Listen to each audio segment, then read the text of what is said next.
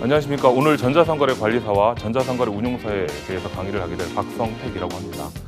이번 시간에 이제 저희가 가장 염두에 두고 있어야 될 부분이 바로 뭐냐면 전자상거래 관리사가 있고 운용사가 있습니다. 이제 관리사는 2개의 등급으로 좀 나눠져 있고요. 그 운용사는 1개의 등급으로 좀 되어 있습니다. 그래서 총 4개 차시에 걸쳐서 저희가 기본적인 내용에 대해서 이론 및 실기에 대해서 이렇게 설명을 좀 드리고자 합니다. 이거 국가기술 자격으로 되어 있고 전자상거래 관리사는 등급이 2개가 있습니다. 1, 2등급으로 되어 있고 전자상거래 운용사가 이렇게 되어 있습니다. 시행은 현재 대한상공회의소 자격평가 사업단에 있습니다. 그래서 혹시라도 만약에 이 강의를 들으시면서 같이 옆에 창 하나 조그맣게 띄워놓으시고 검색을 한번 해보세요. 검색을 해보시면 그 대한상공회의소 자격평가 사업단 들어가시면 이 자격증이 현재 어떻게 시행이 되고 있는지에 대해서 잘 나와 있을 겁니다. 이 자격증들은 이제 다른 어떤 기사 자격증들하고 좀 틀리게 1년에 2번밖에 시험이 없습니다. 그러니까 상반기에 한 번 있고 그리고 하반기에 한 번 있는 그 시험이라고 보시면 될 것 같습니다. 그래서 전자상거래 정의를 쭉 보시게 되면 뭐 여러 가지 정의들이 좀 있긴 합니다. 그래서 예를 들면 여기 보시게 되면 초창기는 뭐라고 정의를 했냐면요. 네트워크를 통한 상품의 구매와 판매 이렇게 얘기했습니다. 그러니까 네트워크라고 하는 자체가 있죠. 그러니까 폐쇄적인 망이든 또는 이제 공개된 망이든 간에 네트워크를 활용해서 예를 들면 상품을 구매하거나 판매하고자 하는 그런 것들을 이제 전자상거래 영역을 좀 집어넣고요. 특히나 전자상거래 기본법에서는 이제 저희 한국에서 얘기를 하는 거겠죠. 재화나 용역을 거래함에 있어서 그 전부 또는 일부가 전자문서에 의해서 처리되는 그런 행위 자체를 바로 이 전자상거래라고 이렇게 해서 정의를 하고 있습니다. 이런 전자상거래 정의에 대한 것들은 물론 OECD라든지 또는 미국 국방부라든지 각각의 또 이외에도 어떻게 되면 학자들마다 정의하는 것들이 거의 틀리지만 전자상거래는 어떻게 돼요? 전자적인 매체를 활용하여서 어떻게 돼요? 상거래를 하는 그 모든 활동을 바로 이 전자상거래의 영역이라고 이렇게 보시면 될 것 같습니다. 예를 들면 비즈니스, 회사 같은 경우 그리고 컨슈머, 이제 소비자겠죠. 그다음에 여기 나와 있는 것처럼 거버먼트라고 하는 부분들, 정부가 있을 겁니다. 크게 이렇게 3개의 축으로 좀 되어 있고요. 잘 아시다시피 B2B다라고 한다면 비즈니스 투 비즈니스라고 하는 거죠. 이거는 이제 아마 혹시라도 전자상으로 공부해 보시면 다 나오는 그런 개념들인데 B2B라고 하는 부분들. 그러니까 기업과 기업 간의 거래가 일반적인 그 거래가 되고 거의 지금 아마 B2B가 이 전자상거래 시장에서 차지하는 비중이 90% 이상이 된다라고 보시면 되고요. 그리고 B2C가 있죠. B2C라고 하는 자체는 또 C2B도 있을 수 있습니다. 그러니까 일반적으로 비즈니스와 이제 커스터머 또는 컨슈머라고 하는 부분들이 있겠죠. 그래서 예를 들면 기업과 소비자입니다. 그러니까 예를 들면 제가 얘기하는 뭐 롯데 홈쇼핑, 쇼핑몰 같은 경우 있겠죠. 그다음에 SSG닷컴이라든지 이런 쪽에서 어떻게 대기업들, 그러니까 기업들이 운영을 하고 소비자들이 구매를 하는 거겠죠. 거기 들어가서. 이런 유형들은 이제 B2C라고 보시면 될 것 같습니다. 그다음에 이제 C2C도 있어요. 유형들을 보시게 됩니다. 그러니까 개인과 개인 간의 거래를 할 수 있도록 해주는 겁니다. 이 플랫폼이 있죠. 옥션, 지마켓 같은 경우는 어떻게 돼요? 플랫폼만 제공을 해주고 개인과 개인 간의 거래를 가능하게 해주는 이런 쪽으로 가고 있죠. 그다음에 이제 정부들도 있죠. 그러니까 B2G라고 해서 정부와 예를 들면 기업 간에 또는 C2G 또는 다른 책에서는 G4C라고도 돼 있습니다. 그래서 정부와 또는 이 소비자 간 또는 국민 간의 어떤 이런 소통을 할 수 있도록 해주는 것들, 그러니까 상거래를 하는 형태들도 있습니다. 예를 들면 이게 대표적인 것이 바로 뭐예요? 그러니까 이제 전자정부. 구축돼 있고 민원24 있죠. 제가 예를 들면 주민등록 등본, 초본, 가족관계 증명서 이런 것들을 띄잖아요. 그 띄는 그 사이트들이 있잖아요. 그 사이트도 어떻게 보면은 이 B2C 또는 G4C의 대표적인 유형들이라고 보시면 됩니다. 그래서 이런 형태로 해서 전자상거래의 어떤 그 유형들이 이렇게 크게 이제 구분이 좀 되어 있고요.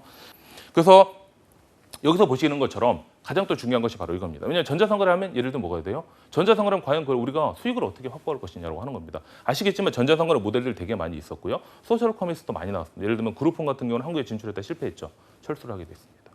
그다음에 지금 기억이 안 나지만 되게 많이 있었어요. 예를 들면 전자상거래 한국에도 업체들이. 근데 지금 남은 게 옥션, 지마켓, 인터파크, 11번가 이 정도만 남아있죠. 오픈마켓 같은 경우에는. 그래서 많이 없어진 그런 추세가 된 거거든요. 왜 그런 경우가 나오냐? 결국은 비즈니스 모델이 없기 때문입니다. 여기서 나오는 것처럼 이 비즈니스 모델로 되어 있는데 결국 뭐냐면 기업이 인터넷을 이용하여 수익을 유지하게 하는 일련의 활동이 필요하다는 이게 바로 비즈니스 모델이죠. 이 비즈니스 모델입니다. 그래서 이 비즈니스냐라면 이는 여기에는 일렉트로닉 얘기하는 겁니다. 그래서 전자적인 어떤 비즈니스죠. 그래서 어느 이제 초창기 학자가 뭐라고 얘기했냐면 이 비즈니스 안에 세부적인 영역이 바로 이제 전자상거래다. 그러니까 어떻게 보면 전자상거래가 이 비즈니스에 포함되는 그런 개념으로 이렇게 이해를 이제 했던 그런 부분들이 있는데요. 결국은 중요한 게 수익 모델, 수익이라고 하는 부분이죠. 그러니까 돈이 돼야 될 거 아니에요, 결국은. 그러니까 사업을 하더라도 나한테 어느 정도 수익을 확보해 줄 수 있는 모델이 돼야 되기 때문에 수익 모델이 필요합니다. 그래서 인터넷을 통해서 기업이 어떻게 하게 나와서요? 어떻게 수익을 올릴 것인지 설계할 수 있는 이 비즈니스 모델이 결국은 있어야만 이 전자상거래가 잘 될 수 있다고 하는 그런 부분들입니다. 그래야만 어떻게 돼요? 전자상거래 기업들이 잘 유지되고 현존까지 할 수 있는 그런 부분이 되겠죠. 예를 들면 비즈니스 모델이 없어요. 수익 모델이 없어요. 수익이 되지 않아요. 그럼 어떻게 돼요? 결국은 문을 닫을 수밖에 없는 그런 구조로 가고 있다고 보시면 됩니다. 또한 기업이 가진 비즈니스 모델이 훌륭하다면 결국은 경쟁 우위를 가지고 있어서 상당히 많은 이런 수익들을 확보할 수 있다라고 이렇게 해서 보시면 됩니다. 그래서 소셜 커머스는 제가 굳이 설명을 드리지 않아도, 왜냐하면 온라인상에서 소셜 커머스로 해서 어떻게 돼요? 서로 이 물건을 사고 팔 수 있는 행위가 하는 건데, 이건 어떻게 돼요? 예전에 다르게 이제 바이럴이겠죠. 사람들 입소문.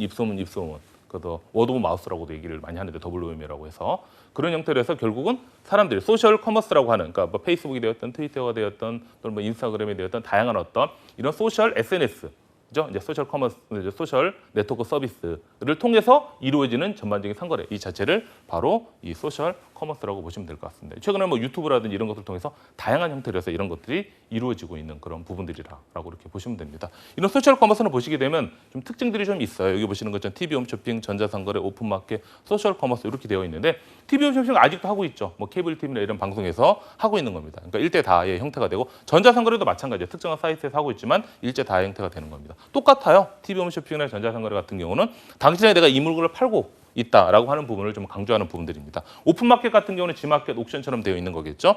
이 중에서 당신이 원하는 물건이 있다. 그러니까 어떻게 서로 연결시켜 주는 거잖아요. 이런 것들 연결시켜 주는 부분. 소셜 커머스 같은 게 일대 다나 또는 다대대가 될 수 있는데, 우리가 함께 물건을 함께 사고 팔 수 있다라고 하는 부분들을 강조하고 있는 부분들이 바로 이런 소셜 커머스의 유형들이다라고 이렇게 보시면 됩니다. 그래서 이제 소셜 커머스 유형을 보시면 마케팅의 어떤 부가적인 수단으로 해서 이 소셜 커머스를 활용하고 있는 기업들도 상당히 많이 있습니다. 최근에 보게 되면 뭐 마이크로코스라든지 이런 기업들 같은 경우는 인스타그램을 많이 활용합니다. 그래서 웬만한 기업들도 지금 뭐 진에어가 되었던 뭐 티웨이, 또 대한항공 이런 웬만한 기업들은요, 이제 인스타그램에서 자기들 어떤 뭐 프로모션을 한다든지 행사를 한다든지 하면 이런 것들을 지금 바로바로 보여주고 있습니다. 그런 내용들이 있고, 그러니까 마케팅의 이제 부가적인 수단으로 활용을 하고 있겠죠. 또한 비즈니스 모델에 SNS를 도입을 하는 이런 경우들도 있습니다. 이게 나와 있는 것처럼 소셜 공동 구매 플랫폼, 지금 현재 가장 많이 하고 있죠. 예를 들면 저희가 쿠팡, 또 위메프, 프라이스라든지, 그리고 티켓몬스터 있죠, 티몬 같은 경우도 결국은 지금 공동 구매형의 어떤 플랫폼을 구축을 해서 현재 운영을 하고 잘 되고 있는 그런 기업들이잖아요. 그다음 소셜 커머스 플랫폼에서 소셜 웹형에 대한 것들도 있습니다. 그러니까 이 부분은 이제 한국에서는 좀 약하긴 하지만 그래도 현재 전반적인 전 세계에서 많이 일어나고 있는 그런 부분들이고요. 커머스 플랫폼으로도 활용하고 있습니다. 페이스북 같은 경우 뭐 F 커머스라고 좀 돼 있긴 한데, 이것도 이제 소셜 커머스의 일종이겠죠. 페이스북에다가 예를 들면 쇼핑몰 이런 것들을 구축을 해서 물건을 사고 팔고 할 수 있도록 하는 그런 형태라고 보시면 됩니다. 그리고 최근에는 또 위치 기반이 있죠. GPS라든지 이런 것들을 좀 활용을 해서 결국은 할 수 있고, 최근에는 또 AR, VR 이런 것들까지도 이제 등장을 하게 되는 다양한 형태로 이런 것들이 등장을 하고 있다. 그러니까 이런 소셜 커머스, 그러니까 소셜 네트워크 서비스 SNS가 등장을 하게 되면서 이 전자상거래가 현재는 어떻게 돼요? 이커머스라고 하죠. 일렉트로닉 커머스라고 하죠. 그리고 M커머스, 모바일 커머스라고 얘기합니다. 뭐 중간에 유비쿼터스 커머스, 유커머스도 있었습니다. 그리고 유형들이 최근에는 S커머스, 소셜 커머스 형태로 해서 가고 있습니다. 이런 것들이 다 어떻게 하게 돼? 결국은 전자적인 매체, 스마트 기기 또는 모바일, 스마트폰 이런 것들을 활용해서 이루어지고 있는 서비스입니다. 그러다 보니까 전자상거래라고 하는 부분이 점차 더 이렇게 확산이 되고 있는 그런 중요한 그런 부분이라고 보시면 될 것 같습니다. 그럼 먼저 간단하게 전자상거래 관리사가 왜 주목을 받고 있느냐라고 하는 부분들이 좀 있습니다. 잘 아시다시피 이 전자상거래라고 하는 부분들은 제가 첫 시간에도 말씀드리긴 했죠. 이 정보통신 기술의 급속한 발전으로 인해서 비즈니스의 어떤 차별화가 좀 필요하다고 하는 겁니다. 그래서 새로운 어떤 패러다임의 변화가 있었다고 했었죠. 그래서 새로운 패러다임의 변화라는 것은 뭐 소비자 주도 시장으로 바뀌고 있다고 하는 부분들. 이제 소비자 주도 시장으로 가고 있는데, 이 가고 있는 부분에서 어떻게 하게 돼요? 이 IT라고 하는 부분들이 가장 큰 그런 역할을 하고 있는 그런 부분이라고 보시면 됩니다. 이 전자상거래 같은 경우는 특히나 2000년부터 시작되었다고 제가 말씀드렸죠. 전자상거래 관리사는 2000년에 시행이 되었고요. 전자상거래 운용사는 2002년도부터 이제 시행이 된 그 자격이라고 보시면 됩니다. 그래서 전자상거래 분야의 최고의 관리자를 양성하기 위해서 여기 나와 있는 것처럼 인터넷 비즈니스와 관련된 경영 또는 기술, 그리고 마케팅 능력을 평가하는 국가기술 전문 자격시험이다라고 보시면 됩니다. 그 전자상거래 관리사 시험 과목을 보시게 되면 특히 1급하고 2급이 되어 있고요. 총 과목 수가 이제 5과목으로 이렇게 되어 있습니다. 그러니까 결국은 1급하고 2급의 차이가 뭘까라고 보시면 간단합니다. 1급 같은 경우는 실제 5과목에 이제 100문항 정도가 되어 있고요. 그다음 2급 같은 경우는 총 80문항 정도가 되어 있습니다. 물론 이제 조금씩 요하는 문제들은 조금 틀립니다. 이제 세부적인 내용이나 이런 것들은 구체적으로 뒤에서 좀 설명드리긴 하겠지만, 그 내용이 틀리긴 하겠지만 거의 2급을 취득하면 1급 정도는 취득할 수 있을 정도의 어떤 자격이 될 수 있지 않나라고 생각합니다. 그래서 2급, 1급은 거의 필기 자체는 같이 공부하셔도 큰 문제가 없고요. 특히나 이제 1급 같은 경우 실기 시험 같은 경우는 제가 이제 방송에서 처음으로 이제 오픈하는 그런 부분들도 좀 있는데 실기 문제들이 있습니다. 그래서 최근에 제가 이제 1년 전에 그 문제를 좀 가지고 와서 이따가 이제 뒤에서 마지막에 제가 설명을 좀 드리고자 할 텐데요. 특히나 중요한 것이 이 실기 같은 부분들도 필답형입니다. 이게 서술형이겠죠. 논술형 이 형태로 시험 문제가 되어 있고 여기서 상당히 어려운 부분들도 있습니다. 100점 만점이 되어 있고 시간 자체가 정해져 있고 그 정해진 시간에는 문제를 풀어야 되는 부분들이 있으니까 이 부분도 잘 보시면 되고 특히 이제 실기 같은 경우 이 부분은 이제 다른 교수님께서 설명을 드리긴 하겠지만 실제 전자상거래에 대한 어떤 구축을 할 수 있는 그런 기술들에 대해서 이제 설명을 좀 드리는 그런 부분이라고 보시면 됩니다. 그리고 운용사, 제가 이제 운용사 먼저 할 텐데요. 전자상거래에 대한 기초적인 지식과 기능을 가지고 전자상거래 관리사의 업무를 보조하는 겁니다. 왜냐하면 가장 하위 단위가 전자상거래 운용사, 그리고 그 위에가 전자상거래 관리사 2급, 그리고 전자상거래 관리사 1급이 있다고 보시면 됩니다. 그래서 운용사, 관리사 2급, 관리사 1급이 있다. 관리사 1급이 가장 좋은 거겠죠. 그러니까 가장 제일 높은 그 윗부분이고 그다음에 관리사 2급, 그리고 운용사라고 보시면 됩니다. 이 운용사 같은 경우는 이제 전자상거래 관리사의 보조를 할 수 있는 자로서 실제 지식과 기능을 평가하는 국가 기술 자격 시험이라고 보시면 될 것 같습니다. 그래서 보통 이 전자상거래 운용사 같은 경우는 이제 그 특성화고등학교 학생들하고 그다음에 이제 전문대에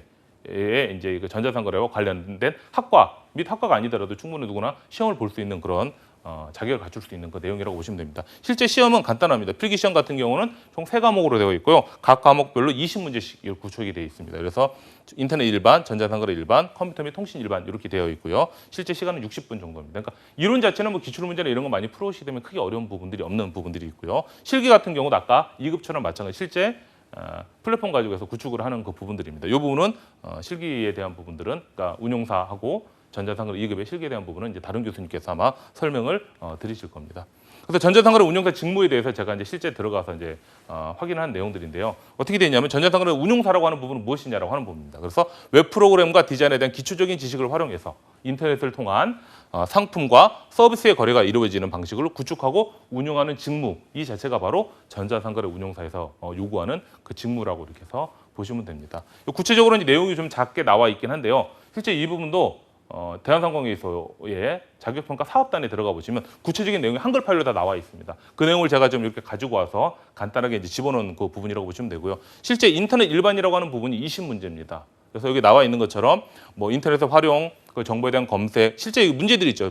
번호들이 다 있죠. 인터넷 활용이 7이라고 돼 있죠. 실제 저건 7문제를 얘기하는 겁니다. 그 인터넷 활용에 대한 문제가 7개가 나온다. 거기에 대한 부분들이 있죠. 인터넷 접속 및 서비스 활용, 인터넷 윤리 이런 내용들이 좀 있죠. 보시는 것처럼 그러면 인터넷 접속 개념, WW, 서비스의 개념, 네티켓, 정보 윤리, 개인 보호 그리고 요거는 이제 최근에 이제 빨간색으로 표시된 게 2018년에 시험부터 적용이 된 부분들입니다. 기존에 없던 내용이 추가된 거겠죠. 사이버 범죄, 인터넷 중독 최근에 좀 이슈가 많이 되고 있잖아요. 이런 부분에 대한 것들이 좀 들어가 있고 정보 검색에 대한 부분들도 3문제인데 이 2군데에서 됩니다. 정보 검색의 기본적인 개념 또는 방법.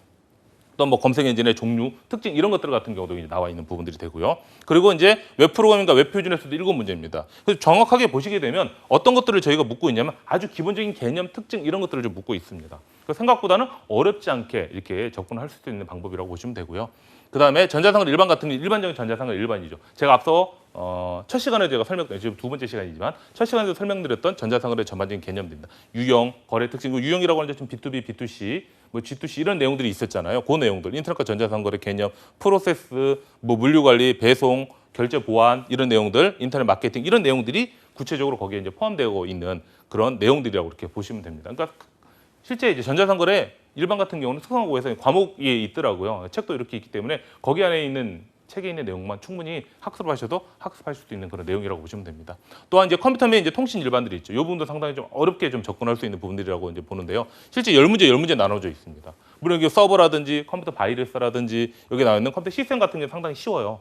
그러다 보니까 누구나 쉽게 이렇게 이제 요것들은 많이 어렵지 않게 학습을 하시고 시험에 응시할 수도 있는데 예를 들면 인터넷 이해, 정보통신 이해 같은 경우는 실제 총 4개밖에 없죠. 세세 분리가 4개밖에 없는데 문제는 10문제가 되는 겁니다. 그러니까 여기 내용들이 예를 들면 인터넷 기술이라고 하는 자체가 상당히 많이 있잖아요. 인터넷에 관련된 뭐 TCP 또는 IP 또 OSI 뭐 7계층이라든지 다양한 유형들이 있겠죠. 관련된 부분. 그러니까 그런 부분들에 대한 것들을 또 이렇게 지식을 묻는 그런 내용들이고 또 관련 산업이 되었던 정보통신 구조도 엄청 많잖아요. 링 구조라든지 버스형 구조라든지 상당히 많은 유형들이 있다 보니까 과연 어디서 이렇게 출제를 해야 되느냐라고 하는 부분들이 있습니다. 그러니까 이런 부분들은 기출 문제라든지 실제 전자상거래 운용사 같은 경우는 그 시험 대비 교재들이 있습니다.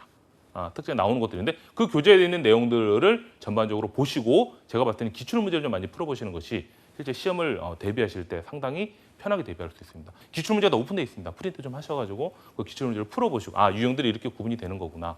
왜냐하면 시험 출제원들은 이제 기본적으로 이제 어느 정도는 이제 이렇게 여러분들이 내시긴 하겠지만 유형들이 거의 비슷하게 내잖아요. 그래서 매번 차시 어떤 난이도에 약간 좀 차이는 있겠지만 거의 비슷한 유형의 문제들을 출제를 합니다. 그래서 최근 뭐 3년 또는 2년간의 어떤 기출 문제를 풀어보시고 이론을 하신 다음에 실제 적용을 하시게 되면 누구나 쉽게 합격할 수 있는 그런 내용들로 이제 구분이 되어 있다고 보시면 됩니다. 이 내용은 이제 제가 여기 나왔던 것처럼 전자상 운용사는 그럼 과연 어떻게 낼 거냐. 그러니까 만약에 시험 대비 교재가 있다. 만약에 이제 이렇게 여기처럼 다다 이렇게 해서 서술형으로 끝나는 경우가 있고요. 어떤 같은 경우는 약간은 이제 개주식으로 해서 했음 이런 식으로 해서 이런 식으로 끝나는 경우들도 많이 있잖아요. 그런 경우가 있다라고 했을 때 여기 보시는 것처럼 아주 쉽게 보실 수 있습니다. 예를 들면 TCP/IP를 통해서 인터넷 간에 의사소통할 수 있도록 하는 프로토콜 및 즉 통신 태그를 얘기한다. 쭉 나와 있습니다. 이런 내용들로 해서 WW는 하이퍼텍스트 형태로 쭉 나와 있겠죠. 그다음에 여기 나와 있는 것처럼 메뉴바, 웹페이지 디자인 같은 경우는 메뉴바에서는 이런 버튼 모양을 하고 어떤 형태를 취하게 되고 이런 것들을 해야 되고 말아야 되고 하는 그런 내용들이 있다. 예를 들면 너무 많은 이미지, 과도한 그래픽 이미지를 사용하게 되면 문제점이 있다라고 하는 거겠죠. 이렇게 나오는 것들. 그리고 경영 주체에 따른 전자상으로 분류. 아까 말씀드린 것처럼 B2B냐, B2C냐, C2C냐, C2C냐 이런 하는 내용들이 있겠죠. 그런 내용들이 여기에 좀 들어가 있고요. 그다음 마찬가지로 전통적인 마케팅과 이마케팅. 그러니까 전자상거래에 보면 기본적으로 마케팅에 대한 설명들이 있습니다. 운용사가 되었든 관리사가 되었든. 그러면 전통적인 관점에서 마케팅하고 이마케팅, 그러니까 인터넷을 활용한 마케팅 또는 인터넷 마케팅이라고 볼 수 있습니다. 이런 마케팅에 어떤적인 차이가 있는지가 좀 나와 있습니다. 그러니까 이런 내용들도 결국은 시험에서 낼 수 있는 그런 부분들입니다. 물론 이런 것들이 시험 대비 교재라든지 또는 괜찮겠지만 전자상거래 교재, 물론 대학생이라고 한다면 전자상거래에 대한 교재들이 있잖아요. 그런 교재들을 한 권을 잘 선택. 너무 옛날 교재는 안 됩니다. 왜냐면 옛날 교재 같은 경우는 기술이나 이런 기법이 이런 것들이 다 옛날 거기 때문에. 그러니까 최근에 나온 것들이 있겠죠. 그러니까 가장 최근에 나온 2015년 이후가 좀 좋겠죠. 16년, 17년 이렇게 해서 계속 나오는 교재들이 있다고 한다면 그런 대학에서 많이 활용하는 교재들이 있다고 하면 검색을 한번 해보시고 그런 교재들, 외국 교재들과 한국 교재들 같은 경우를 한국으로 선택해서 공부를 해보시면 거기 안에서 많이 내용들이 좀 나오게 됩니다. 그러니까 그런 교재들을 보시면 되고 전자상 운용사 같은 경우는 별도 이제 교재들이 따로 없으니까 시험 대비라든지 이런 교재들을 통해서 보시면 될 것 같습니다. 이런 내용들도 실제 시험에 나올 수 있는 부분들이 되겠죠. 또는 파이어월이라고 해서 방화벽 같은 경우도 실제 IDS나 이런 내용들이 좀 있겠죠. 그래서 예를 들어 방화벽에 대한 기본적인 설명들을 쭉 나와 있잖아요. 그러니까 어떤 걸 통해서 하고 있다라고 하는 부분들. 그러니까 이런 내용들을 잘 이렇게 해서 보시면 될 것 같습니다. 여기 나와 있는 것처럼 애드웨어, 스파이웨어 이런 것 같은 경우도 최근에 가장 많이 나오고 있죠. 랜섬웨어라든지 이런 기능들. 왜냐면 아까 보면 바이러스나 이런 내용들이 많이 나오잖아요. 그러면 최근에 어떤 기법들이 좀 있는 건지. 예를 들면 저희가 스푸핑이라든지 또는 파밍이라든지 그러니까 저희가 요즘 보면 문제들이 많이 있잖아요. 그러니까 그런 기법들에 대한 것들. 최근에 좀 이슈가 되고 있거나 좀 논란이 되고 있거나 이런 기법들은 항상 시험에 나올 수 있는 그런 부분들인데 왜냐면 이거는 교재에도 없어요. 왜? 기존에도 이제 랜섬웨어는 있겠죠. 그렇지만 만약에 가장 최신에 나온 기법이다. 그럼 그 책이 개정되는데 시간이 걸리다 보니까 반영을 못 하게 되겠죠. 그런 내용들이 이렇게 해서 나오게 되는 그런 부분들이 있습니다. 그래서 이제 간략하게 시험 문제를 간략하게 빨리빨리 한번 보도록 하겠는데요. 인터넷 일반 문제다. 그러면 이게 실제 시험에 문제 나왔던 기출 문제입니다. 그래서 다음 중 웹페이지 디자인에 대한 설명으로 올바르지 않는 것 또는 가장 올바르지 않는 것, 가장 올바른 것 이렇게 해서 올바르지 않다라고 되어 있죠. 그래서 1번, 2번, 3번, 4번 이렇게 되어 있습니다. 물론 앞에서 제가 설명드렸던 내용인데 정답 몇 번일까요? 바로 3번이죠. 과다한 그래픽을 사용하면 안 좋다라고 했죠. 너무 많이 사용하다 보면 페이지 로딩 속도나 이런 것들이 느려지기 때문에 결국은 소비자들이 별로 좋아하지 않는다라고 하는 부분들이 있습니다. 다음 인터넷 중독 예방 지침으로 가장 올바르지 않는 것 이런 것들. 그러니까 중독이라는 게 인터넷에 빠져 있다라는 거잖아요. 그러니까 딱 보시게 되면 쉽죠. 가족과 접촉하는 기회를 자주 갖는다. 인터넷을 활용해서 그런 인터넷을 더 많이 활용한다라는 거예요. 물론 떨어져 있는 경우는 어쩔 수 없겠죠. 그래서 가장 올바르지 않다라고 한다면 가장 이 중에서 올바르지 않는 걸 얘기하는 거. 나머지 것들에 대해서. 그래서 이런 특히나 이제 전자상거래 관리사 운영사 쪽에서는 이게 가장이란 많이 들어서 가장 올바르지 않다 또는 가장 올바르다 이렇게 시험 문제를 좀 많이 냅니다. 그러니까 이런 내용들을 토대로 잘 보시면 될 것 같습니다. 전자상 일반 같은 경우는 ECRM의 정의로 올바르지 않는 거, 일렉트로닉 CRM을 얘기하겠죠. 고객관계 관리를 얘기하는 겁니다. 정답은 2번이에요. 신규 고객이 아니에요. 기존 고객이 되는 거죠. 그러니까 CRM이 고객관계 관리를 얘기하겠죠. 여기 아시다시피 다 이렇게 세부적으로 플레임을 써주진 않습니다. 일반적으로. 그래서 CRM 하면 그냥 고객관계 관리를 얘기하는 거구나라고 이가 붙으면 그냥 일렉트로닉을 얘기하는 거, 웹을 얘기하는 거구나 이렇게 해서 저희가 이해를 하시면 되고요. 전자지불이라고 해서 저희가 전자화폐 이런 거 많이 쓰고 있잖아요. 카카오페이나 이런 것처럼 특징으로 올바르지 않는 것 이런 것도 있죠. 실명제 운영되면 안 되죠. 아시겠지만 비트코인 이런 것도 실명제로 운영되나요? 물론 그런 움직임이 있지만 그렇지 않다라고 하는 겁니다. 그러니까 이런 내용들도 잘 보시면 되고 또 B2B 전자상거래 조달 프로세스 순서로 올바른 것이라고 되어 있죠. 이것도 정답은 1번입니다. 그래서 이런 내용들은 이미 기출문제로 다 나와 있습니다. 아마 여러분들 제가 보여드리는 거는 좀 빨리 넘어가는 게 기출문제 시험이 다 나와 있기 때문에 그래서 이런 내용들이나 이런 것들을 잘 이렇게 우리가 보시면 되는 내용들이고요. 근데 컴퓨터 통신 일반에서 다음 중 괄호 안에 들어갈 알맞은 용어 가나로 이렇게 돼 있죠. 가로가 쭉 있습니다. 이것은 에릭슨이 개발한 뭐 근거리 무선 통신이다. 휴대폰에서 활용된다. 딱 봐도 일반적으로 최근에 많이 쓰이는 기술들입니다. 바로 뭘까요? 정답은 블루투스가 되겠죠. 이렇게 간략하게 보실 수도 있고 또 다음용 컴퓨터 구성조사 그 내용이 올바르냐 이거 보조기억장치, 주기억장치 이런 것들을 많이 알고 있는 계시는 그 부분들이겠죠. 올바른 것은 뭐예요? 입출력 장치는 바로 이제 마우스를 얘기한다. 나머지는 다 틀린 그런 부분들이 되겠죠. 이런 식으로 해서 기본적인 내용들이나 이런 것들을 저희가 아실 수 있는 부분들입니다. 그러니까 전자상거 운용사는 쉬워요. 상당히 어렵지는 않습니다. 물론 이제 실기하는 부분을 좀 더 공부를 하셔야 되겠지만 이론 같은 경우는 기존의 그 시험 대비 교재라든지 이런 내용을 좀 보시고 그다음에 실제 문제를 통해서 이렇게 간단하게 보시게 되면 어렵지 않게 누구나 쉽게 이론을 합격할 수 있습니다. 이 전자상거 운용사나 관리사 같은 경우는요. 이론을 먼저 시험을 봐요. 그걸 합격을 해야 실기를 볼 수 있는 자격이 주어지게 됩니다. 한 달 정도 텀이 있거든요. 그러니까 먼저 이론 공부를 먼저 하시고 한 달 정도 텀이 있을 때 실기를 하셔가지고 이렇게 응시를 하시게 되면 되는 겁니다. 중요한 것은 뭐예요? 기출 문제를 많이 풀어봐라. 기출이 오픈돼 있어. 너무 옛날 문제 푸시면 안 돼요. 지금 다 사지선다잖아요. 이게 이제 최근에 바뀐 거거든요. 그전에 오지였습니다. 상당히 어렵겠죠. 물론 이제 전자상거 운용사는 이제 사지였지만 전자상거 관리사 같은 경우는 오지였다 같은 사지로 다 바뀌었거든요. 그렇다 보니까 최근의 트렌드는 좀 약간 쉽게 출제를 하고 최근의 경향이나 이런 것들을 반영한 것은 최근의 기출 문제니까 최근에 2, 3년 전에 나왔던 2019년 기준이라 한다면 18년, 17년, 2020년 기준이라 한다면 18년, 19년도에 기출 문제들 다 오픈돼 있습니다. 그래서 다운받으셔서 한번 풀어보시고 기본적인 내용들은 그렇게 학습해 보시면 쉽게 적용을 좀 하실 수 있는 그런 부분이라고 보시면 됩니다. 그 전자상거 2급에 대한 직무들도 제가 간단하게 살펴볼 텐데 전자상거 2급은 1급보다는 좀 높겠죠. 운용사보다 높은 그 내용입니다. 1급보다 낮고 그래서 고객의 요구를 분석해서 이에 수반하는 각종 소프트웨어 및 하드웨어 이거 나오는 그 인프라도 포함하겠죠.를 구축하고 효율적으로 관리 업무를 수행할 수 있도록 하는 것이 바로 전자상거래 2급에 대한 직무라고 보시면 될 것 같습니다. 그래서 여기에 대한 구체적인 내용들 총 5과목이 있다고 했죠. 보시면 전자상거래 기획, 전자상거래 기획이 2개가 있어요. 특징적으로. 그러니까 전자상거래 기획에 인터넷 마케팅 파트가 하나 있고 전자상거래 기획에 대해서 전자상거래 전반적인 기획에 대한 내용들이 있습니다. 보시다시피 이 전자상거래 기획 같은 경우는 총 20문제로 되어 있습니다. 이것도 이제 실제 홈페이지 가시면 다 나와 있습니다. 대한상공회의소 자격평가 사업단에 가시면 URL 바로 그냥 검색하셔도 바로 나와요.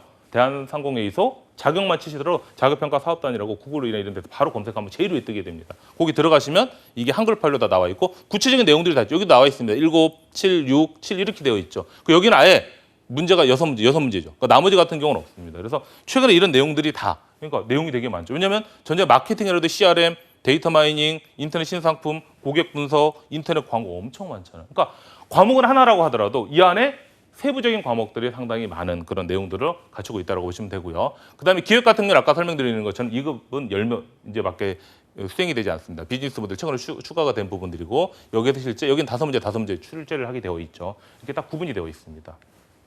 그다음에 전자상거래 운영 및 관리에 대한 부분들도 실제 여기 나오는 것처럼 20문제로 이렇게 해서 구중이 되어 있고 이거 2018년 적용부터는 새롭게 사이트 이해에 대한 부분들이 이렇게 추가된 그 내용들이 있습니다. 특히나 어려운 게 바로 이겁니다. 법.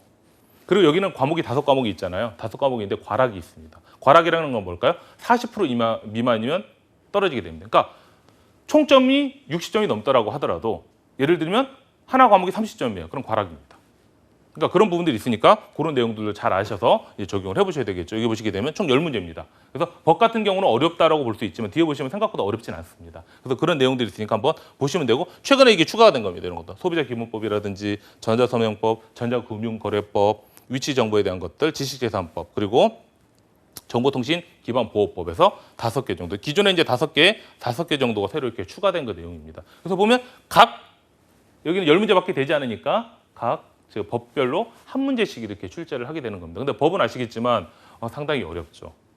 그래서 이제 실제 그 법에 대한 것들을 좀 아시려면 그런 기본적인 내용들을 보시고 기출문제 보시게 되면 나오는 유형들이 있습니다. 그럼 그런 법들을 위주로 해서 그런 내용들을 이렇게 학습을 하시면 되고요.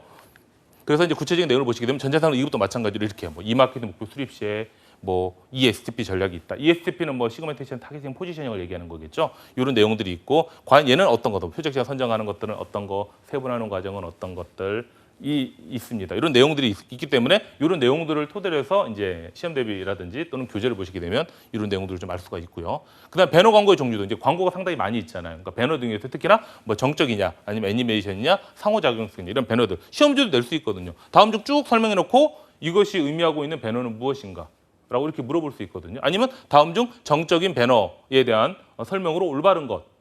올바른 걸 내겠죠. 왜냐하면 짧기 때문에. 그렇게 해서 구분을 지하는 경우도 있고 아니면 어떻게 돼요? 중간에 괄호를 쳐서 다음 글상자의 괄호에 아마 알맞은 용어는 이런 식으로 해도 시험 문제를 낼 수가 있습니다. 그래서 이런 내용을 통해서 충분히 보실 수 있는 내용들이고요. 그다음 B2B2C 아까 B2C 뭐 C2C만 있었지만 B2B2C라든지 B2B2E라고 하는 것도 있습니다. 이런 내용들에 대한 것들, 최근에 어떤 트렌드나 이런 것들 같은 경우도 잘 알고 계시면 좋습니다. 그래서 제가 말씀드린 것처럼 이런 것들은 최근에 트렌드다 보니까 최근에 한 2015년 이후 또는 16년 이후에 나온 그런 전자상거래 교재들, 뭐 개정판도 괜찮습니다. 그런 내용들을 갖다가 이렇게 해서 보시는 것이 왜냐하면 출제를 하실 때 과거 거는 너무 옛날 거잖아요. 그래서 기획이 되었던 인터넷 마케팅이 되었던 법이 되었던 건 다 최신 거로 들어가거든요. 물론 시스템이나 이런 것들은 크게 변하지 않다니까 과거로 볼 수 있습니다. 그래서 그런 내용들이 있으니까 그런 부분들을 잘 보시고 해서 이렇게 해서 학습을 하죠. 그러다 보니까 최신의 교재들을 좀 보시는 것이 좀 더 도움이 될 수 있고 관련된 전자상거래 관련된 뭐 이비즈니스가 되었던 이런 교재들도 보시는 것이 상당히 도움이 좀 될 수가 있다. 라고 보시면 됩니다. 뭐 비즈니스 모델은 뭐 제가 앞서 설명드린 것처럼 또 나왔던 내용들이니까 수익 모델에 대한 그런 부분들도 있고 이런 내용들도 있습니다. 그래서 결국은 이렇게 제가 가로를 쳐놓은 부분들은 결국은 뒤에 이런 유사한 문제들이 출제가 되었기 때문에 제가 이제 설명을 드린 그런 내용들이라고 보시면 됩니다. 특히 법 같은 경우 상당히 어렵죠. 그러니까 예를 들면 여기 보시면 전자상거래 등에서 소비자 보호에 관한 법률, 그러니까 약칭은 전자상거래법이라고 돼 있죠. 전자상거래법이라고 돼 있지만 실제는 저렇게 길죠. 그래서 구체적으로 이렇게 보면 여기 용어에 대한 정의들이 기본 나옵니다. 제가 좀 크게 해놨는데요. 용어에 대한 정의, 전자상거래란 통신판매란, 통신판매업자, 통신판매 중개, 소비자 이런 것들이 있겠죠. 사업자. 이거에 대한 거. 다음 중 예를 들면 전자상거래법에서 의미하는 용어에 대한 설명으로 올바르지 않는 이렇게 될 수 있습니다. 아니면 다음 중 전자상거래법에서 통신판매 중개에 대한 설명으로 올바른 것. 아니면 쭉 써놓고 얘가 의미하는 것이 전자상거래법에서 의미하는 어떤 용어인지 이렇게 시험지에 낼 수 있습니다. 그래서 기본적으로 이렇게 용어에 대한 정의에 대한 것들은 필히 잘 알고 계셔야 되고 특히나 이런 것이요. 대통령령인지 예를 들면 정보통신과학기술부 있잖아요. 그 장관의 명인지에 따라 틀립니다. 그러니까 이게 국무총리령도 있고요. 예를 들면 장관령도 있고요. 그다음에 대통령령도 있습니다. 그런 것들에 대한 것들 차별성이 있거든요. 그리고 연도들도 있어요. 예를 들면 뭐 3년 이하, 뭐 이런 것들, 5년 이하 이런 내용들도 있거든요. 그러니까 법에 대한 것들이 너무 광범위하다 보니까 어렵게 생각하시는데 얘는 기출문제 풀 때 기출문제 그대로 안 내잖아요. 그러다 보니까 법 같은 경우는 그런 내용들을 위주로 해서 이렇게 쭉 보시겠는데 2급이나 1급 마찬가지입니다. 그래서 좀 편하게 이렇게 학습하실 수 있는 그런 내용이라고 보시면 됩니다. 실제 제가 시험 문제를 통해서 한번 보도록 하겠습니다. 시험 문제 보시게 되면요. 인터넷 마케팅입니다. 기획의 인터넷 마케팅이라고 되어 있는 그런 내용들인데요. 소비자가 주로 방문하고 체류하는 사이트나 이용하는 콘텐츠를 활용해서 브랜드에 대한 인지도를 제고하려고 하는 광고의 형태는 무엇인가라고 되어 있습니다. 형태의 광고는 무엇이냐라고 이렇게 해서 되어 있죠. 그래서 팝업 광고냐 또는 여기 보시는 것처럼 동영상 광고냐 또는 뭐 이메일 광고냐 또는 스폰서십 광고냐 이런 식으로 되어 있습니다. 정답은 바로 스폰서십 광고에 대한 그런 상태라고 보시면 됩니다. 그래서 이 자체가 만약 시험 문제 나왔다. 그럼 그대로 낼까요? 그대로 내지는 않겠죠. 뭐 그렇지만 어떻게 돼? 그럼 다음에는 팝업 광고라든지 또는 동영상 광고라든지 또는 이메일 광고가 시험에 나올 수도 있다라고 하는 겁니다. 아니면 또 이렇게 생각하시면 돼요. 스폰서십 광고는 소비자가 주로 방문하고 체류하는 사이트에 이용하고자 하는 콘텐츠를 활용해서 브랜드에 대한 인지도를 제고하려고 하는 광고의 유형을 얘기한다라고 되어 있고 다음 글상자의 괄호 안에 알맞은 용어로 해놓고 스폰서십이라고 하는 광고로에서도 실제 시험 문제를 출제를 할 수가 있습니다. 또는 아니면 어떻게 돼요? 브랜드라든지 또는 콘텐츠라든지 체류라든지 이런 것들이 있겠죠. 그래서 결국은 시험 문제를 변형할 수가 있습니다. 이 출제하시는 이 교수님들. 그래서 제가 이제 출제하시는 교수님들 이런 분들을 알고 계셔서 여쭤봤거든요. 그러니까 실제 촬영을 하기 전에 어떤 형태로 시험 문제를 출제가 어떤 부분을 고려를 하느냐라고 해서 이제 조언을 상당히 구했습니다. 그러니까 기존의 기출 문제를 활용한다는 그대로 낼 수 있는 경우도 있긴 하지만 거의 그대로 내는 경우들은 많이 없거든요. 그래서 약간 변형을 한다. 왜냐하면 이제 한정돼 있잖아요. 시험 문제가 지금 나왔다라고 한다면 2000년부터 봤으면 얼마나 많이 봤을까요?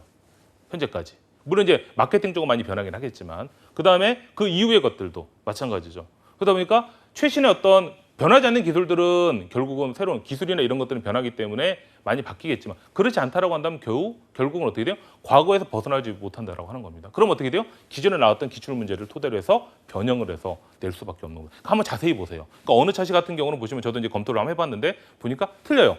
이때 기출 문제랑 이때 기출 문제 유사합니다. 그러니까 예를 들면 여기는 오지선다로 냈지만 실제는 가로 쳐놓기도 될 수도 있거든요. 시험 문제에서는. 그래서 그런 부분을 이렇게 해서 이해를 하시면 될 것 같고요.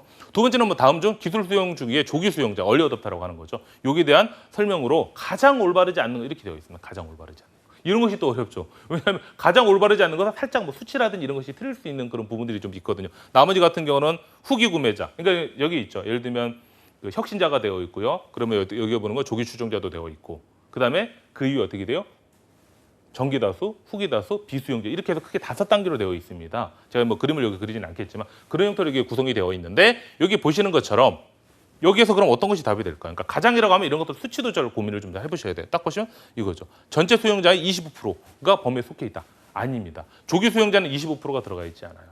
왜냐하면 25%로 하는 자체는 정기다수랑 후기다수가 포함되는 그런 부분이 되는 겁니다. 그래서 정답은 바로 3번이 되는 그런 부분이 되고요. 그다음 인터넷 마케팅 다음은 데이터 마이닝. 아까도 있었죠. 인터넷 마케팅 쪽에 활용 분야로 거리가 먼 것 이런 겁니다. 거리가 아주 멀대요. 그러면 투자, 금융대출, 카드 사였던 사기 발견, 그리고 생산 딱 돼 있네요. 생산 이렇게 딱 되면 데이터 마이닝이 생산하고 관련. 데이터 마이닝 어떻게 돼요? 데이터 속에서 금맥 찾는 거잖아요. 그러니까 의미 있는 패턴, 데이터 속에 숨겨져 있는 패턴을 찾는 거잖아요.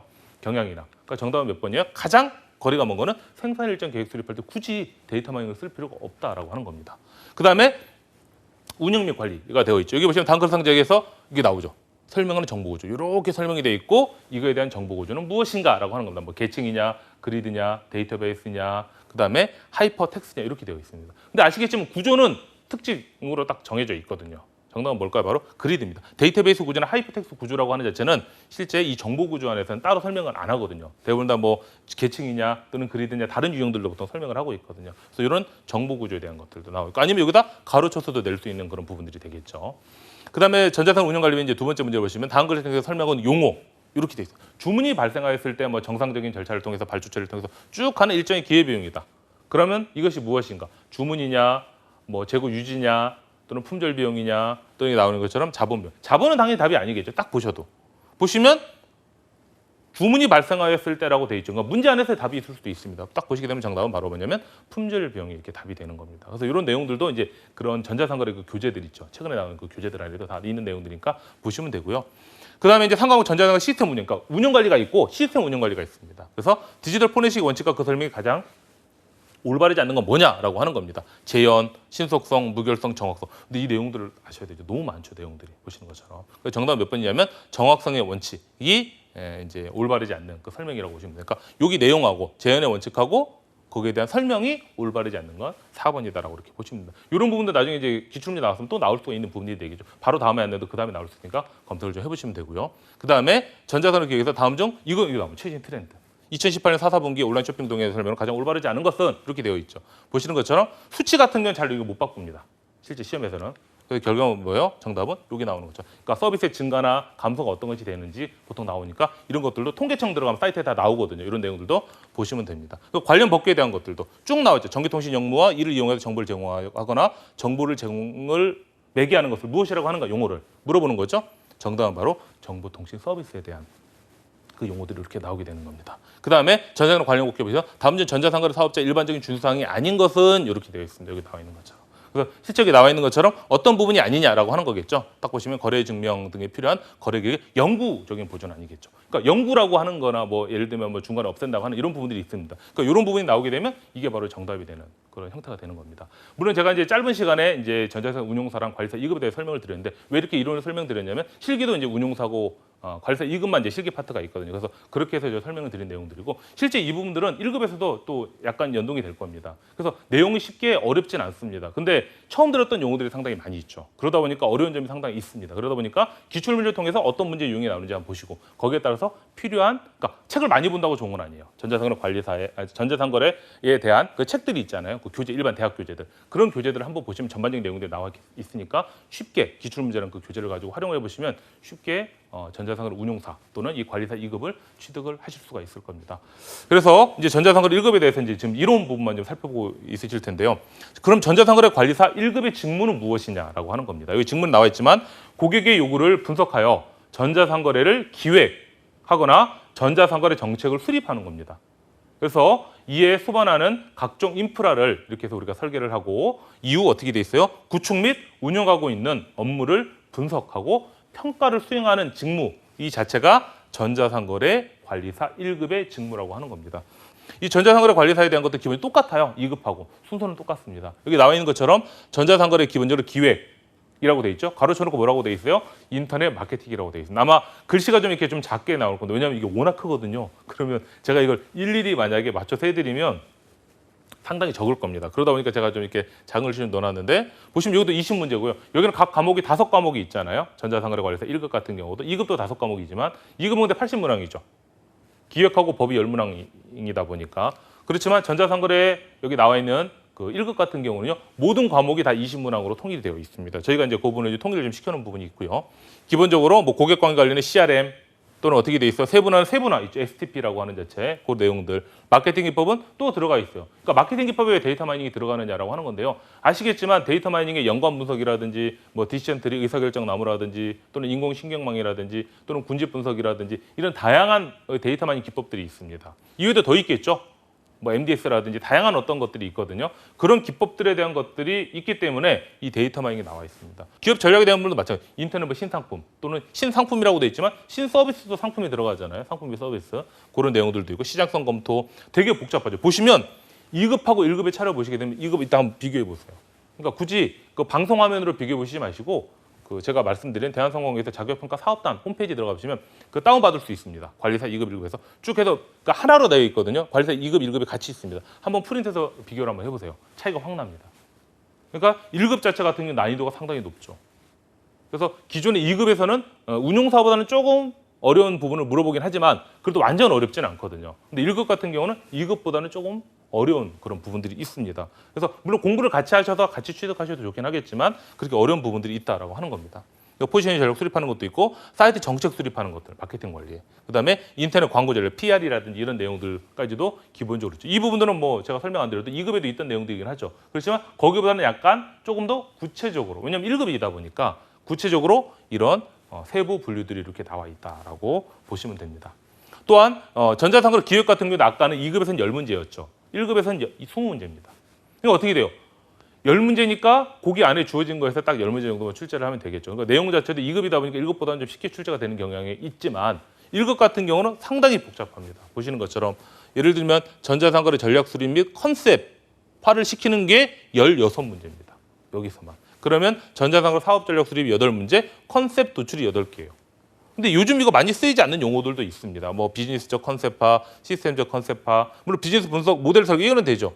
콘텐츠 디자인, 디자인적 컨셉화 이런 내용들. 그러니까 이런 내용들을 다 담고 있는 교재들은 실제는 없습니다. 그러다 보니까 저희가 최신의 교재들을 좀 보시고 몇 개 선정을 해서 하나의 교재는 이제 완전히 그 내용을 전반적으로 봐야 되잖아요. 그러니까 예를 들면 전자상거래 기본적인 뭐 이해 그리고 저희가 뭐 소비자 전자상거래냐 이런 식으로 해서 전반적인 그 상거래에 대한 내용들 책이 쭉 있죠. 그래서 마케팅, 뭐 이마케팅, 그다음에 예를 들면 최근에 뭐 나오는 그런 기법들에 대한 것들이 있는 것들, 쇼핑몰 기획에 대한 것들이라든지, 그리고 뭐 전자지불에 대한 거라든지, 전략이라든지 이런 것들 있죠. 최근에 좀 이슈가 되고 있는 게 이제 빅데이터와 관련된 것들도 있죠. IoT, 그다음에 인공지능에 관련된 것들, 이런 것들, 뭐 스마트에 관련된 상거래에 관련된 것들. 그러니까 이런 교재들이 있는 것들을 그러니까 쭉 보시면 한두 개 정도 보일 겁니다. 제가 보는 것처럼 뭐. 그래서 그런 교재들을 보시면 그 내용 중에서 괜찮은 거 하나 정도는 이제 메인으로 생각하시고 그 교재는 꼭 내가 정독을 한번 해봐야 되겠구나 이렇게 생각하셔서 보시면 되고 그 다음에 어떻게 돼요? 그 교재를 토대로 하셔서 그 외의 교재들 있죠.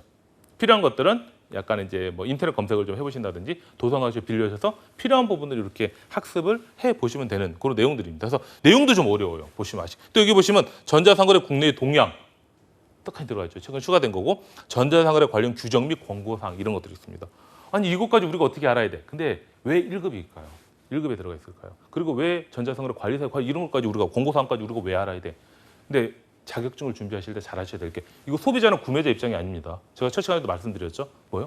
판매자. 내가 쇼핑몰을 운영하고 만약에 판매를 하고 있다고 한다면 이걸 잘 해야 되는 겁니다. 책이 상당히 중요하죠. 이 권고사항을 지키지 않는다. 예를 들면 7일 이내에 무조건 반품을 해줘야 돼요. 안 하면 안 됩니다. 물론 이제 사용을 하면 안 되죠. 택을 뜯지 않거나 사용을 하지 않았을 경우 한 번 신호보고 딱 봤는데 만약 뭐 취소가 안 맞다든지 문제가 생겼다고 한다면 당연히 반품이 가능합니다. 반품 변심도 가능합니다. 7일 이내는 무조건 가능하게 법적으로 규정이 되어 있죠. 그다음에 사용하다가 만약에 물건이 문제가 생기게 돼요. 최근에도 그게 있었잖아요. 이런 것들 제대로 지키지 않는 거거든요. 제가 어느 쇼핑몰이라고 말씀드리지 않거든요. 되게 이슈가 됐습니다. 인스타그램을 통해 가지고 이슈가 돼가지고 현재까지 좀 이슈가 되고 서로 뭐 고소고발을 하겠다라든지 뭐 이렇게 해서 좀 나와 있는데 문제는 바로 뭐냐면 판매자가 이런 내용들을 잘 알고 적절하게 대응을 했어야 되죠. 소비자들한테. 과거에는 아시겠지만 이런 문제가 생기게 되면 안 했습니다. 근데 최근에는 어떻게 하게 돼요? 인터넷이라는 매체가 상당히 인스타그램도 있고 저도 인스타그램 상당히 많이 하거든요. 인스타그램이 있죠. 근데 블로그도 있죠. 트위터도 있죠. 방송도 있죠. 예전하고는 다르게 전파 속도가 상당히 빨라버립니다. 우리가 잘못하면. 잘못 안 한 게 아니에요. 우리가 잘못 없다. 우리는 저 업체에서 만들어서 우리는 판매만 해줬다. 어차피 본인의 쇼핑몰의 이름을 보고 소비자들을 구매한 것이죠. 그러니까 이런 권고사항을 제대로 규정이나 파악을 안 했던 겁니다. 그러니까 결국은 제가 봤을 때는 이런 쇼핑몰이나 이런 것들을 운영할 때 기본적으로 만약에 이제 물론 이제 규제가 될 수 있는 부분이 돼서 이제 4차 산업혁명의 규제는 안 되잖아요. 그러다 보니까 그렇지만 원래 이런 것들은 어느 정도는 이제 이수를 좀 하거나 자기 있다고 한다면 이런 내용을 분명히 배웠다면 아셨을 거 아니에요. 그러니까 단순하게 쇼핑몰을 운영하다 보면 그냥 그러니까 정식적으로 공부를 해서 쇼핑몰을 운영하시는 분들 계시긴 하겠지만 그렇지 않는 부분도 상당히 개인 쇼핑몰들 같은 경우는 그러다 보니까 규모가 커지게 되고 그러니까 감당하지 못해요. 처음엔 열심히 합니다. 누구나. 다 고객들의 요구도 들어주게 되고 합니다. 그렇지만 규모가 커지게 되니까 이제 그런 것들은 이제 무시하게 되는 경향도 있고. 그러다 이번에 문제가 생겼잖아요. 왜? 이런 부분을 제대로 하지 않으니까. 그러니까 여기서 이런 것들을 체크하는 겁니다. 물론 시험이지만. 그래서 니들이 이런 뭐 규정이나 관련 규정이나 최근에 공고사항이 있다고 한다면 이런 것들을 잘 시정사항이나 이런 것도 있다고 한다면 잘 캐치를 해내가지고 반영을 하라고 하는 그런 부분이 되는 겁니다. 그래서 기획에서 이런 부분까지 최근에 좀 들어가서 체크를 하고 있는 부분이 있고요. 그다음에 전자상으로 운영비 관리도 마찬가지입니다. 이런 것들도. 그래서 프로세스 설계라는 컨셉, 결제 여기만 나온 문제예요. 엄청 많죠. 생각해 보세요. 범위는 세세분이 3개밖에 없습니다. 뭐 구매 하나, 판매 하나, 컨셉, 스토리보드, 그다음에 결제 방법 있습니다. 프로세스 5개밖에 없어요. 쪼갠다고 하더라도 그 중에서 9개입니다. 그러면 예를 들면 스토리보드 설계나 이런 쪽에서 뭐 2-3 문제가 나올 수도 있겠죠. 그러니까 여기 나와 있는 것처럼 여러분들이 잘 알고 계셔야 되는 그런 부분들도 있고요. 사이트 설계 같은 경우도 4개밖에 없어요. 그렇지만 내비게이션 이런 것들 안에서도 또 내죠. 그러니까 그럼 2개씩 내냐? 그렇지는 않을 겁니다.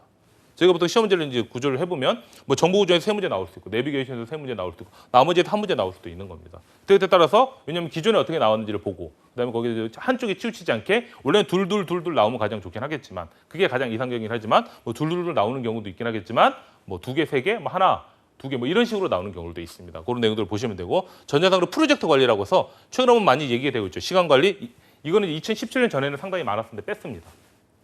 최근에 2018년 들어오면서 그러니까 시간 및 비용 관리, 위험 및 조달 관리면서 총 4가지만 파트만 들어가 있겠죠. 그래서 이런 문제들의 내용들이 좀 나와 있고요. 그다음에 전자상거래 시스템 운영 및 관리는 상당히 적습니다. 되게 단촐하죠. 다른 거에 비해서는. 이거 보시는 것처럼. 그래서 어떻게 돼요? 12개랑 8개로 크게 이렇게 구분이 되어 있습니다. 12개도 4개 중에 12개예요. 3개씩 최소한 4개. 인터넷 네트워크에 대한 기본적인 개념, 뭐 WWW, 또 IPv4, IPv6 이런 것들에 대한 것들, 네트워크 구성 관리, 네트워크 산업, 네트워크 분석 및 평가라고 하는 이런 부분들에 대한 것들도 좀 나와 있고요.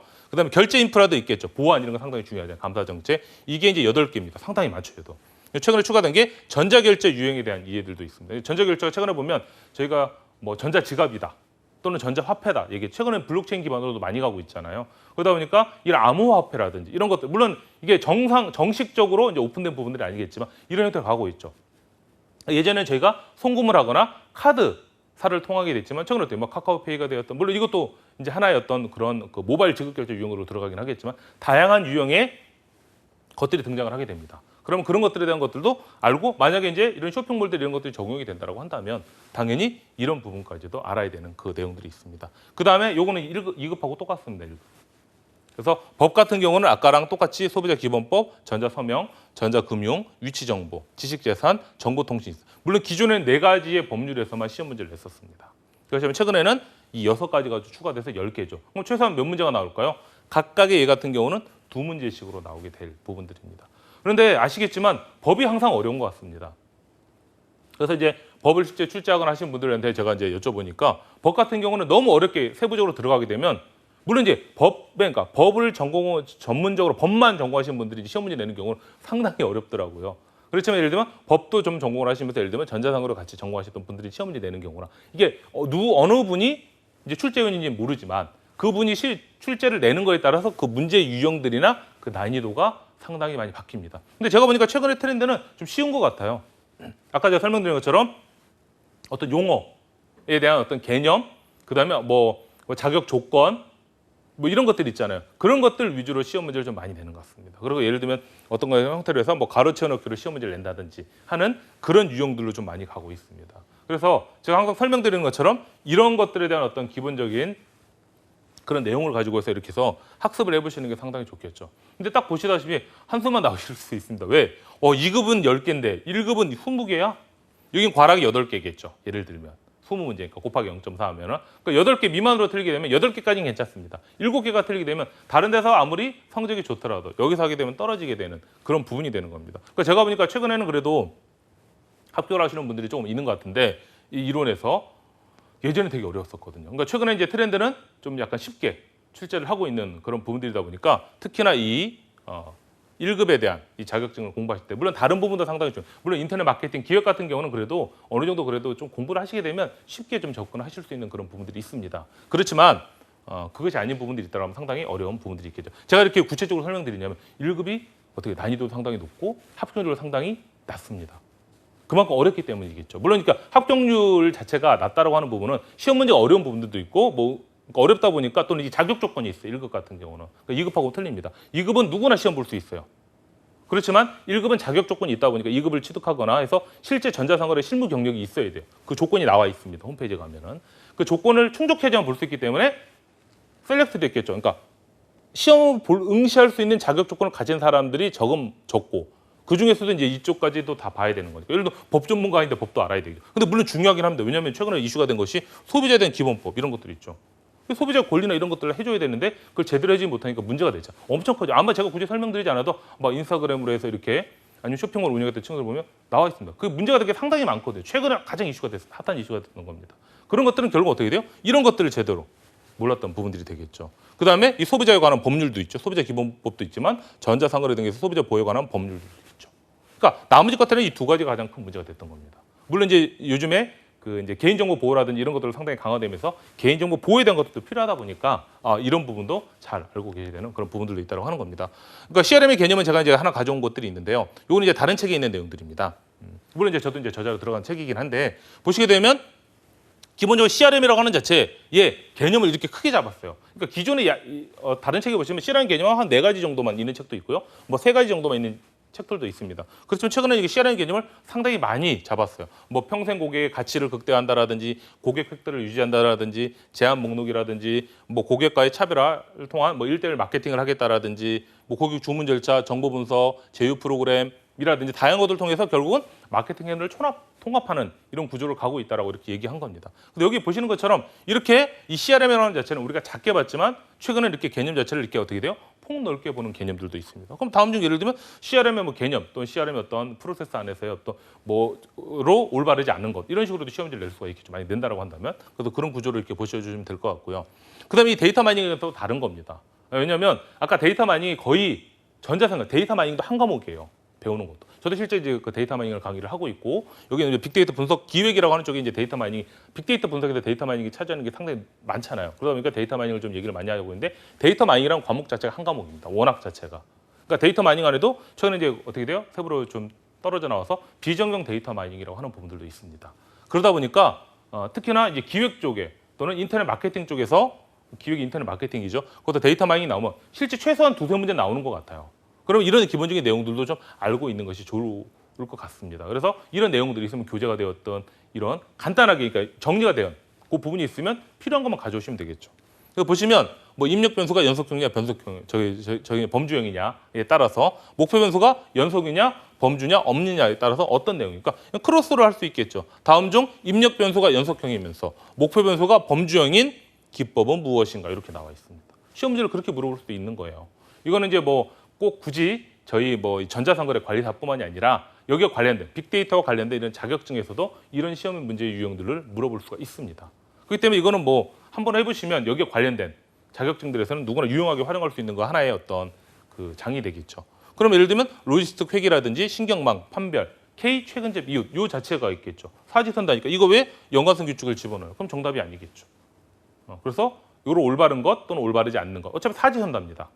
그래서 이런 내용들을 좀 알고 계시는 게 좋죠. 왜냐하면 실제 이 데이터 마이닝 기법이 상당히 많이 있고 많이 활용되는 부분들이기 때문에 이 정도 알고 그다음에 이거의 주성분 분석, 군집, 연관, 신경, 디시전 트리, 의사결정 나무, 뭐 신경광 분석, 이게 다양한 것들이 있죠. K근접 이웃이라든지 이런 기법들이 있다고 한다면 이런 기법들이 과연 어떤 것을 가지고 있는지 있죠. 그러니까 개념, 특징, 활용 분야 이 정도까지는 알고 계시면 나중에 굳이 데이터 마이닝은 따로 공부하지 않으셔도 1급이 되었든 2급이 되었든 간에 쉽게 시험을 대비를 하실 수가 있는 그런 내용들이라고 이렇게 해서 보시면 됩니다. 그다음 요거 하나 가지고도 볼 수 있어요. 저는 만약에 제가 시험 문제를 낸다라고 한다면 여기에서 한 10문제 이상은 낼 수 있습니다. 저 같은 경우는. 시험 문제를 제가 많이 출제를 하고 있잖아요. 다른 쪽에서도. 출제를 하고 있다고 한다면 이게 낼 수 있습니다. 왜냐하면 그러니까 어떻게 10문제를 낼 수 있냐라고 할 수 있지만 낼 수 있습니다. 꼬아서 낸다고 한다면 엄청 많이 되겠죠. 그래서 다음에 우월한 지위를 지속하기 위한 투자를 한다. 그중에는 보면 경영 우위의 어떤 원천이 있고 우월한 지위가 있고 실적 및 성과가 있다고 하는 겁니다. 근데 보시면 어떻게 돼요? 기업 관점, 고객 관점, 기업 관점, 고객 관점 이렇게 나눠져 있잖아요. 그러니까 예를 들면 우월한 지위에서 기업 관점에 속하는 것 또는 고객 관점에 속하는 것 또는 실적 및 성과에서 기업 관점의 실적 및 성과가 무엇인지 또는 고객 관점의 실적의 성과가 무엇인지 이렇게 찾는 문제. 두 개 믹스해서 공통의 점유율도 있는 것이 무엇인지도 볼 수가 있고요. 또 경쟁의 원천도 우선 기술, 우선 자원에서 해당하는 것과 해당하지 않는 것, 것만 짝지어진 것 이런 식으로 내게 되면 시험 문제를 무지하게 낼 수 있거든요. 그러니까 여기 하나만 보더라도. 그래서 제가 설명드리는 것은 뭐냐면 1급을 대비하실 때는 물론 이렇게 단순하게 그러한 것들을 묻는 시험이다 보니까요. 물론 구체적으로 꼭 필요한 내용들도 물어보는 경우들도 있긴 하지만 예를 들면 이렇게 표나 그림 이라든지 모든 자격증이 거의 그런 것 같습니다. 왜냐하면 표나 그림이 내기 쉽죠. 상당히. 물론 하나밖에 없다. 그림만 딱 있다라고 한다면 그렇지만 프로세스 이렇게 순서가 있다라든지 하는 이런 문제가 있으면 상당히 이런 부분들을 잘 이렇게 한번 보시게 되면 한번 읽어보시면 충분히 아실 수 있을 거예요. 만약에 처음 접하신다라고 한다면 상당히 어려운 부분이 있습니다. 만약에 그런데 이 방송을 들으시는 분 중에 이비즈니스라든지 또는 전자상거래 수업을 들으셨다라고 한다면 좀 쉽게 접근을 좀 하실 수가 있지 않을까라고 싶습니다. 근데 이비즈니스는 아시겠지만 전자상거래보다는 좀 더 어떻게 돼요? 경영 쪽에 더 가까워져 있습니다. 그러니까 전자상거래는 보시겠지만 기술이라니까 경영 쪽에 갖고 있는 인터넷 마케팅, 기획 빼고는 없죠. 나머지 것들은 다 운영관리, 시스템 운영관리, 법 이건 전혀 다른 분야거든요. 그러니까 이비즈니스를 배웠다고 하시면 전자상거래라고 하는 그러니까 제가 말씀드린 건 이비즈니스 교재 자체도 괜찮긴 한데 전자상거래를 다 포괄할 수는 없거든요. 그러다 보니까 전자상거래에 관련된 그 최신의 몇 개 있어요. 몇 군데 나온 데 거. 그래서 그런 교재들을 그래서 제가 보면 그러니까 이렇게 말씀드릴 수는 없습니다. 한 두세 개 정도가 있습니다. 그래서 그런 교재를 가지고 해서 한번 공부를 해보시면 쉽게 이렇게 이런 내용들도 그 책에 다 나오고요. 그래서 접근을 하실 수 있는 그 부분이라고 이해를 하시면 될 것 같습니다. 그래서 이제 구체적인 내용을 한번 볼까요? 1과목 같은 경우는 이게 총 5과목까지 있는데 1과목은 2급보다는 좀 더 길어요. 시험 문제도 길고 물론 단답형을 요구하는 경우도 있지 않죠. 문제 자체가 제가 이제 지금 이거는 최근에 기출 문제를 가져온 겁니다. 최신의 기출 문제를 가져온 건데요. 고객 중심의 사이트를 운영하는 방법 중에서 단골 고객 확보를 통한 쇼핑몰의 기여점으로 가장 거리가 먼 것. 가장 거리가 먼다는 얘기는 단골 고객 확보를 통한 쇼핑몰의 어떤 기여점이 아닌 거 찾는 거겠죠. 가장 거리가 먼 것을 얘기하는 겁니다. 매출 높여준다, 후원자 역할을 해준다, 입소문을 내준다, 모니터링에 지원하는 역할을 한다라고 하는 겁니다. 그러니까 단골 고객이 우리 쇼핑몰에 어떤 기여를 하느냐 딱 보면 다 유사한 것 같긴 합니다. 그렇지만 정답은 몇 번이에요? 4번이 된 겁니다. 왜냐하면 경쟁 쇼핑몰을 모니터링하거나 지원하는 역할은 아니죠. 모니터링은 할 수 있습니다. 그걸 모니터링한데 이제 그 사이트 가서 야 이게 뭐 있네? 라고 보고 알려주는 거잖아요. 그거를 하지 않는다라는 거죠. 여기 보시는 것처럼. 그건 아닙니다. 그러니까 경쟁 쇼핑몰을 가서 방문을 해볼 수는 있겠죠. 여긴 이거 파는데 너희는 안 파냐? 이거는 물어볼 수 있죠. 얘는 이거 할인했는데 너네 할인 안 하냐? 이런 건 물어볼 수 있지만 경쟁 업체가 쇼핑몰에 무엇을 하고 있는지 모니터링 해가지고 일일이 보고하지는 않는다는 겁니다. 단골 고객들. 그러니까 나머지 것들은 다 하고 있는 그런 내용이라고 이렇게 보시면 되고요. 또한 다음 글 상자에 설명하는 용어 이런 것들 있죠. 뭐 사용자의 경험이나 편견을 배제하고 전적으로 데이터에 기반해서 지식과 패턴을 추출한다. 이것만 딱 봐도 저는 답이 보입니다. 이미.